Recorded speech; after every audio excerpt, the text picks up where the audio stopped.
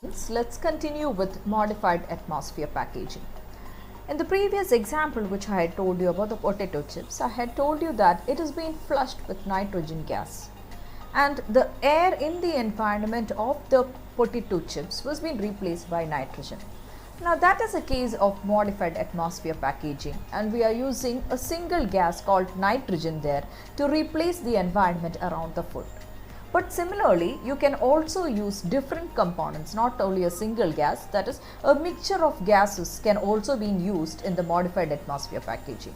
And now, one type of mixture that we have here is nitrogen at 78%, oxygen at 21%, and carbon dioxide about 0.035%. So, either a single gas or a mixture of gases can be used to modify the atmosphere of the food around it. In addition to carbon dioxide, sometimes you can use also carbon monoxide or different gases are being used in different modified atmosphere packaging techniques. Now let's go into what are the main basis of these particular gases. Now oxygen, usually it combines easily with fats and oils and it causes rancidity. And nitrogen, it has been found to be an inert gas and it does not have any antimicrobial activity, but it acts as a very good cushion. So as we mentioned in the case of the potato chips example, it will prevent the pack collapsing and it displaces oxygen from the pack and oxidative rancidity is also being delayed. And in the case of carbon dioxide, it is responsible for the bacteriostatic and fungistatic effect of modified atmosphere packaged food. So carbon dioxide, when you add carbon dioxide into a package, what happens? It will inhibit the growth of bacteria as well as fungi, and also various molds are also being retarded from growing. And we should also note that the inhibitory effect of this carbon dioxide is to microbes is increased as the temperature is lowered because of the increased solubility of carbon dioxide. So because when you what happens when you lower the temperature, carbon dioxide will become more solubilized and the pH will be found to be reduced, and as a result the pH of the food will get reduced, and as a result what happens, the inhibition of microbial growth will also be predominant. Now MAP can be of two types. One is the active packaging and the second one is a passive method. In active method, we involve the active flushing of the gases or displacement of the gases which are being present in the environment. And in the passive methods, you are not doing much, but what you are doing, you are taking the food and sealing it, hermetically sealing within a polymeric package. And we expect that all the gases by the respiration of the particular food, okay, of course you know in a sealed environment the oxygen will be completely used up and carbon dioxide will be released. So in a passive method you mainly modify the environment by just sealing the container, whatever container is, you just using a hermetical seal technique, you will just seal it, and as the food is being sealed, what happens, all the oxygen within it will be used or will be used for respiration by the food, and carbon dioxide will be liberated. But now in the case of the active flushing packaging technique, here either what happens, this can be done by two methods. You either do it by a gas flushing technique, that is inert gas or whichever gas at a mixture of composition gas is either being here flushed into the food, okay, and or you can do it also by another method, by you have a compensated vacuum technique, that is you will first create a vacuum in the food particle and then you will replace it with a gas. So the active method here, you mainly involve, you do an active technique in which the gas of the food is being, the gas of the food environment is being replaced by some other gas, either by gas flushing or by compensated vacuum based methods. In addition to this, sometimes it has also been found that active methods can be more improvised by also incorporating certain polymeric into the polymeric packaging film or to the container. You might add certain additives, Okay, it is an optional case. Sometimes what happens, they will add certain additives such as oxygen quenchers or carbon dioxide emitters or absorbents or ethanol emitters or ethylene quenchers. These all will be placed in the polymeric packaging material in addition to the active method of gas flushing or compensated vacuum based method. And all these purpose of either let it be air gas flushing or compensated vacuum based methods, these are all aiming to increase the shelf life of the food. Now you might think here, what is the use of ethylene quencher here? You know that most of the ripening of the fruits and all happens with the help of ethylene. So if you are having an ethylene quencher, what happens, the ethylene is being it is being absorbed onto it, and as the fruit gets more ripe, you know that it has been found to be it will oxidative damage as well as the spoilage will be more there when the ripening of the fruit has been happening. So when you use the ethylene quencher in the packaging, what will happen, the ethylene will be absorbed by it. So the chances of ripening of the fruit before it reaches its destination where it has to be sealed can be the formation of these ethylene can be prevented, or if at all it has been prevented, the ripening can be delayed. In turn, the shelf life of the fruit can be increased.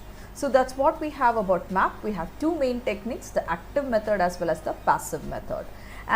We mentioned about the active method in detail, and here in the passive method, we expect that the respiring food product itself will help us when it has been hermetically sealed in the container, will help us to control the atmosphere around around the food by a strict packaging which has been given. Now in the case of carbon dioxide, it is something which is important. You can see that in the case of meat, okay, the color change of the meat can be prevented if you incorporate carbon dioxide in the atmosphere of the meat packaging. So we have three important gases here: oxygen, nitrogen and carbon dioxide, and these three gases are used in different combinations according to the product and need of the manufacturer and the consumer.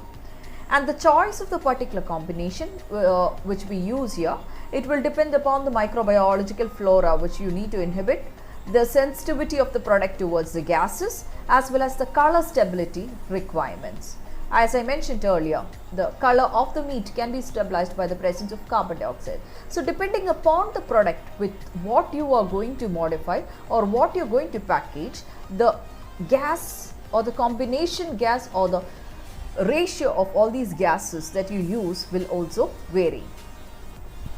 Now this is a example of oily fish.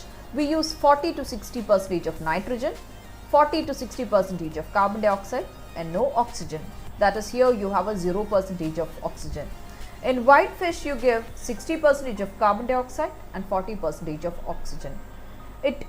I would like to say this ratio which we use, it varies for different food products, and different manufacturers use a different standardized technique with which they can preserve their food. Now in the case of crustaceans, we use 80 to 100% of carbon dioxide, and if you go to use red meat, see, you have 15 to 30% of carbon dioxide and 70 to 85% of oxygen. Whereas in, see, we have the potato chips which we mentioned earlier, you have 100% of nitrogen, but you don't have carbon dioxide or you don't have oxygen. In coffee also you're using 100% nitrogen, and cheese you have 30 to 100% nitrogen, 0 to 70% of carbon dioxide, and in the case of bakery and pasta you have 20 to 50% of nitrogen, 50 to 80% of carbon dioxide. So it varies depending upon the food that you package using the modified gas atmosphere.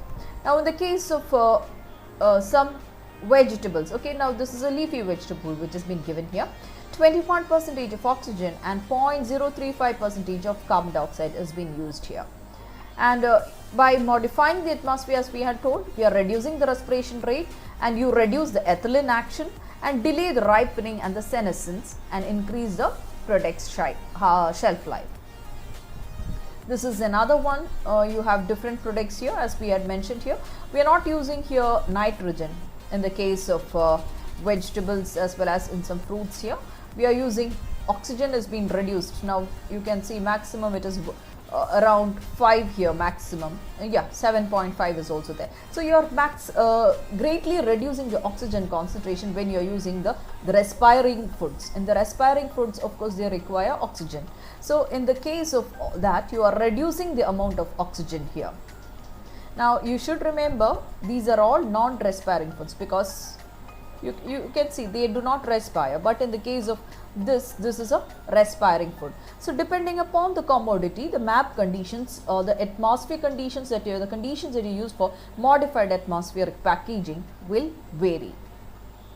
Now there is also a difference. Now for example, the shelf life under MAP and shelf life in air is been found to be different.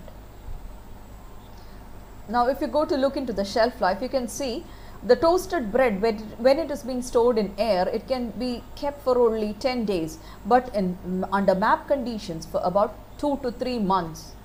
And a cake can be stored to about 40 to 60 days. You can never imagine that in a normal environment. And coming to your pizza, it is for 30 days. That is, you buy a pizza, if it is under a MAP condition or a modified atmosphere packaging condition, it will be the shelf life will be around 30 days, which is in other conditions it will be several days, which would only be several days. Okay, so that is the effect of modified. Coming to the advantages of MAP, we have an increased shelf life as we had mentioned earlier. There is a reduction in the retail waste, and there is an improved presentation with a clear view of the product has been available, and all right visibility is available. You get a hygienic stackable pack which is sealed and free from product drip and odor, and there would be little or no need of any chemical preservatives when the microbial spoilage can be prevented like this. And moreover, the distribution area at which the product can be sold would be increased, and you have reduced transport costs due to less frequent deliveries, because you have already preserved it. At one delivery itself you can produce a large amount of your product. And there would also be a reduction in the production and the storage costs due to better utilization of labor, space and equipment. Now coming to the disadvantages, we also have some disadvantages for MAP in addition to the advantages that we have. Now the disadvantages mainly include the capital cost of gas packaging machinery, the cost of gases and other packaging materials, and also the cost of analytical equipment to ensure that correct gas mixtures are used. We also have the cost of quality assurance systems to prevent distribution of leakers, and the increase of pack volume, which would adversely affect the transport cost and retail display space. And of course, we are aware that the benefits of MAP are lost once the pack is opened or there are leakages. So the MAP would be positive unless and until the package is not opened. So with this, we come to an end of MAP, and I guess you have cleared with it. Thank you.